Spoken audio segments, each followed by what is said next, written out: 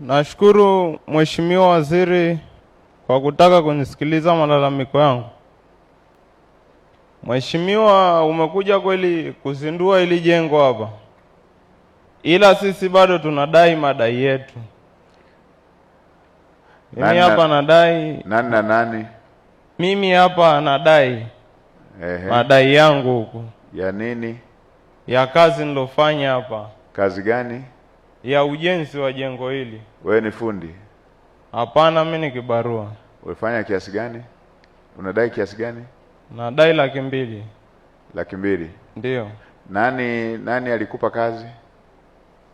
Nilipewa kazi na msimamizi wetu wa kazi, alikuwa anaitwa Losi, ambaye ni mtoto wa engineer. Mtoto wa engineer. Engineer anaitwa nani? Medukenya. Medukenya? Ndio. Alafu tulikuwa tuna engineer mwingine ambaye anaitwa Mzee Kitandu. Ndio alikuwa anatupangia kazi. Medukenya? Ndio. Yuko wapi engineer huyo?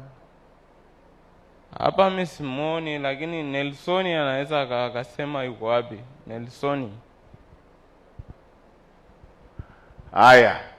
Nitoe kwanza maelekezo.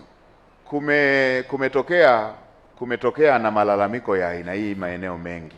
Mheshimiwa Mkuu wa Mkoa na waheshimiwa mawaziri ambao mko hapa, kumetokea wimbi la wakandarasi wanapopewa kazi, wao wanalipwa na serikali, lakini hawawalipi wale subcontractors na vibarua wanaofanya kazi katika maeneo haya. Hili jambo halikubaliki.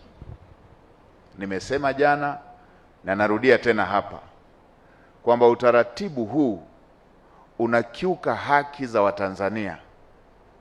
Wapo wale wakandarasi kutoka nje ya nchi, wao wakicheleweshewa malipo wanaweka riba kwa serikali,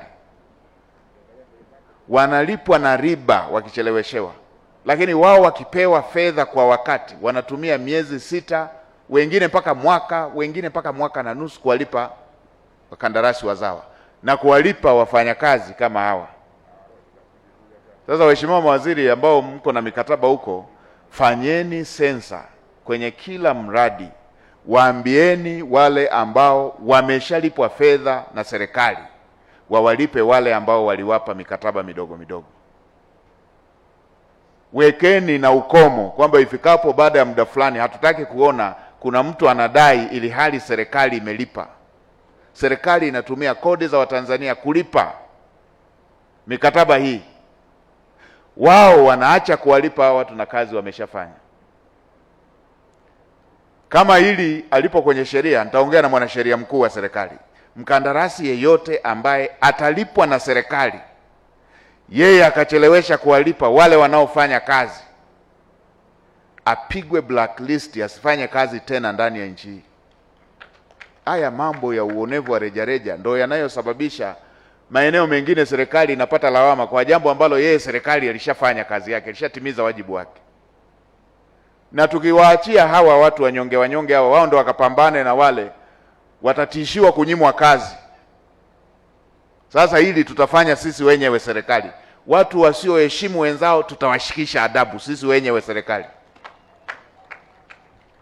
Sasa kwa sababu huyo Medukenya hayuko hapa leo, katibu huyo mpe 200,000 yake chali akafurahie kwa rezima huko na nani hiyo. Lakini nimeshatoa maelekezo ya jumla yanayohusiana na jambo hili.